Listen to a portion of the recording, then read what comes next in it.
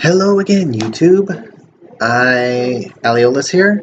I apologize for how long it's been since I've uploaded one of these. The tablet that I was recording them on kind of went belly up and just stopped working, stopped even trying to turn on, which, by the way, if anyone happens to know how to get one of these, it's a RCA model 6203W46. If anyone knows how to get one of those to start turning back on, it would be very helpful for me. Yeah. Anyways. I tried to explain all that in the Let's Play video I uploaded recently, but the audio was completely garbled on that and the quality wasn't very good. I'm gonna keep trying on those, mainly because I want to keep uploading those. Apparently the PlayStation Network was having some difficulties with the connection, so that would explain as to why that one didn't work. But anyways, for my D&D cast today, I am going to be talking about the different types of role players and what they tend to enjoy in games. There's way more than I can cover in one video on that, so I don't expect it to be all-encompassing, but these are kind of the most common ones.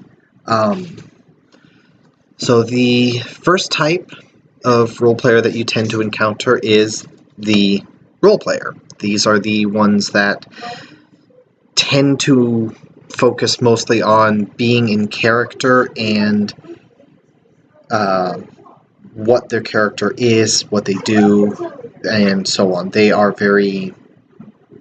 tend to be either very story-driven or very personality-driven.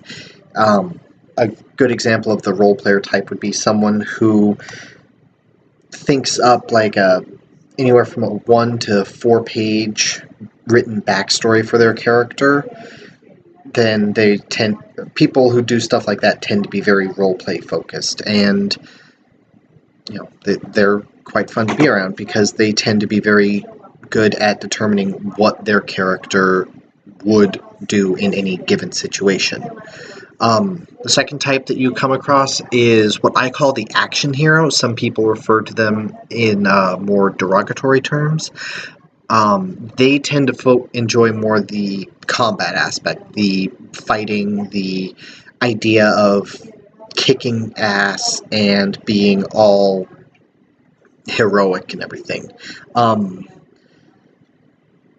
I should point out that one thing that's kind of necessary to be able to enjoy D&D to a significant degree is a good imagination, because if you can't visualize what's happening in some way that works for you, then it's basically just a bunch of people sitting around talking about stuff and occasionally rolling dice. And, some people would be able to enjoy something like that. Most people would find that kind of boring.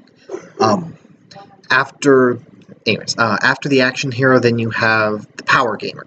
Power gamers are the type of character, or are the type of player that will have like their entire character planned out from the beginning, and they also tend to seek out feats and magic items and extra special abilities and everything that enhance whatever it is they want their character's power to be. An example would be a spellcaster, or like a wizard, say, who grabs a bunch of feats to improve their effective caster level and a bunch of magic items to enhance the power of a certain type of spell, making it to where whenever they cast that kind of spell, they are, I don't want to say God, but they are incredibly powerful. After that, you have the goofball. The goofball players are the ones who basically just are out to have fun.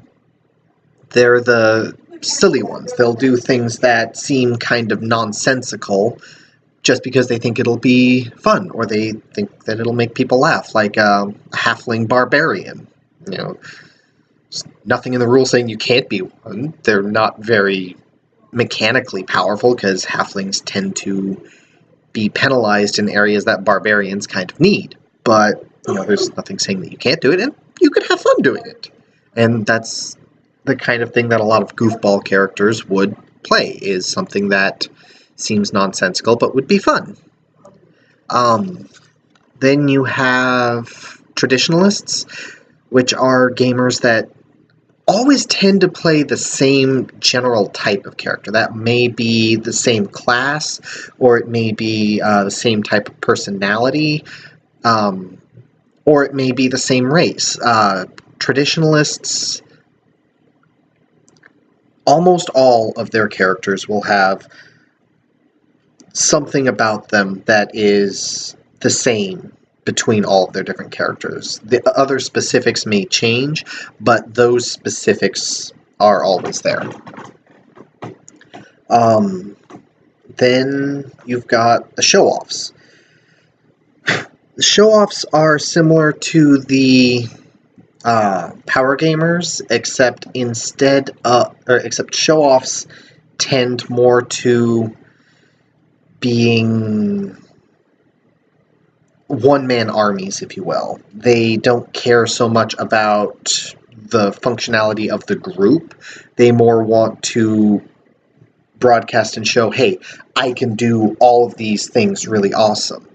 And they tend to get really upset when things come up that their character can't do anything about.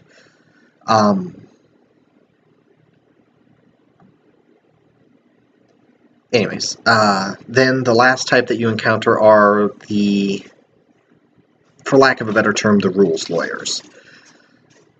I have rule lawyer aspects. What rules lawyers do is they are very, very by the book. Like, the book will state that this is the way that a particular thing is supposed to work, and by God, that is how a rules lawyer is going to do it. Because that's the way it was supposed to be done. That's the way that it was written to be done. They can be a little annoying to play with sometimes. I realize that, and like I said, I have issues with being a rules lawyer, but I try not to. It can be difficult sometimes. Like I said, there are a lot of other types of players that you can encounter. Those are just kind of the big ones. And each type of player has certain things that they tend to enjoy. Most players have numerous different things that they enjoy, and it's not just a case of, well, this is the one aspect of the game that I like. If there's only one aspect of the game that you like, then there are dozens of other ways that you can engage that one thing. Most people who enjoy D&D have a wide variety of things that they enjoy. I'm going to list some of the bigger things that people tend to enjoy. If you are curious, the Dungeon Master's Guide 2, the very first chapter in it, has a more comprehensive list and goes more in detail on all of these things.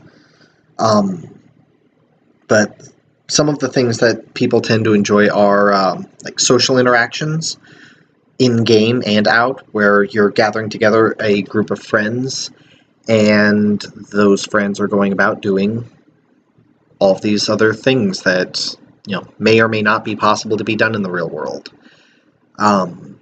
Then you have other types of roleplay focused enjoyment, such as getting into your character's mindset. This is something that role player type characters frequently enjoy, is figuring out, well, this character had these things happen to him, he thinks in this kind of way, so he would enjoy these things and would react to this situation in this given way. Equally valid, a lot of people who enjoy the social interaction aspect also enjoy the character psychology to a point. Then you've got people who enjoy puzzle solving.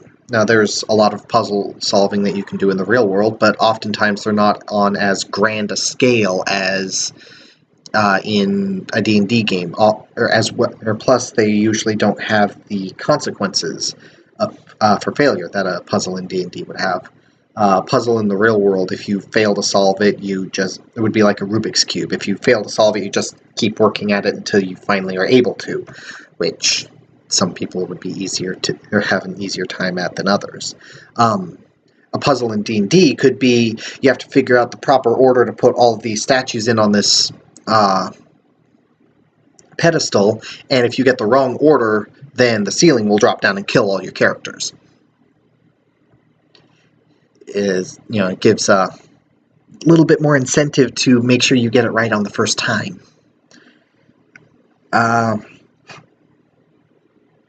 Then you've got people who enjoy, just like I mentioned with the action hero type of role player, who just enjoy going out and kicking monsters' tails.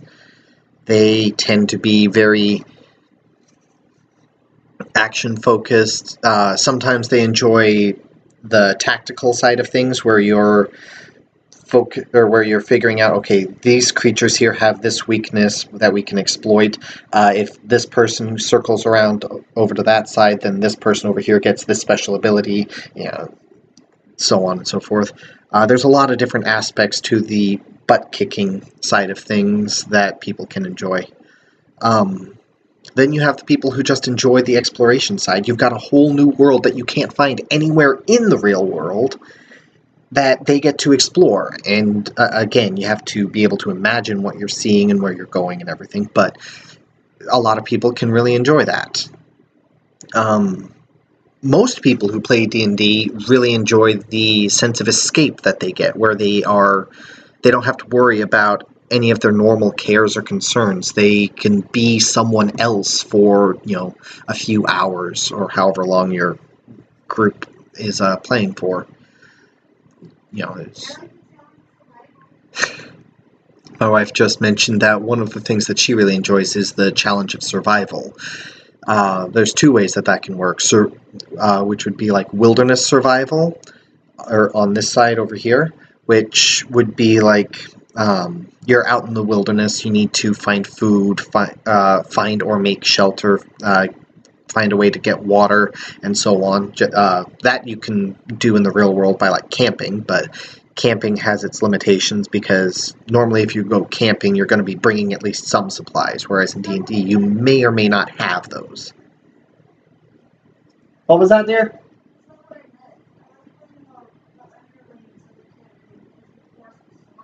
Oh.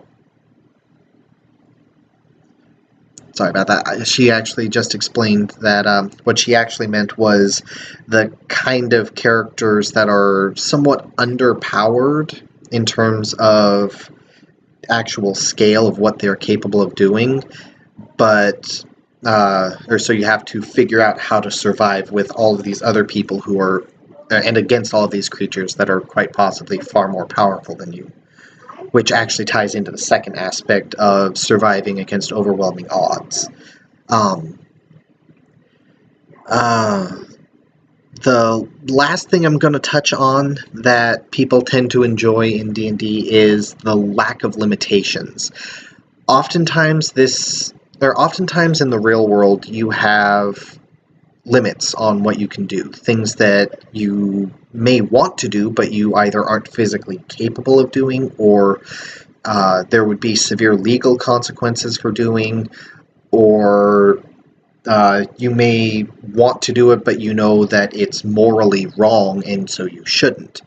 D&D gives you an outlet where you can engage in those things without actually hurting anyone or doing anything that would cause problems. It can allow people the opportunity to indulge in those in those desires that would be unrealistic or unhealthy to do in the real world without actually causing any harm.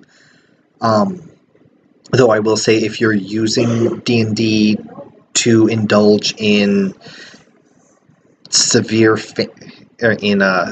extreme fantastical violence and the like, and you're doing it just for the sake of, or because you really, really want to be able to do these things, you may want to reevaluate some of your life values. I'm not going to say that people who do things like that in D&D are bad people, because they're not. I know plenty of people who are really amazing, nice, great people who have played characters that have done some very atrocious things. If you're doing it because it's what the character would do, that's one thing. If you're doing it because you want to be able to do it, but you know you shouldn't or can't, then there's something that you personally need to, or should probably take care of. At least that's my opinion. Please don't think that I'm bashing people who play D&D for escape purposes like that. But yeah, so that's pretty much what I'm going to be covering this week. Again, leave any questions or comments you have for me down in the comment section below. I was not able to link the videos that Whitney uploaded regarding her faith explanation videos. I will put those links in the description for this as well. If I don't get any questions, then next week I'm going to start going into the actual mechanics of the game, starting with the different classes. I'll be sticking with core to begin with, because getting into non-core stuff can get a little ridiculous. There's a lot of non-core material in D&D. But, yeah. Go ahead, like I said, leave any questions or comments that you've got for me. I will be happy to provide any answers that I can. I'll see you later, YouTube.